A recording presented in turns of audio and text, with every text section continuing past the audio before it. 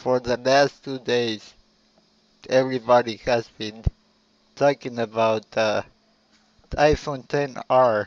Some people are saying it's not enough of a phone. I disagree. I don't like Apple products, but it is a great phone. Is it enough for most of the people? I would think so, but not for that ridiculous high price. No, no, no. That is where I never get Apple. The display on that phone is not that good.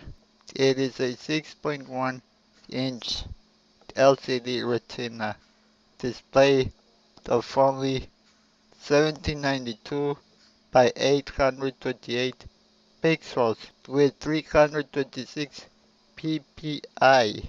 That is ridiculous for a phone above $700.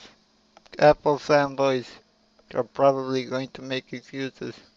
They're going to say, well, it has a good processor, or it has a lot of colors. It's a beautiful phone. It has a great camera. All of that is true.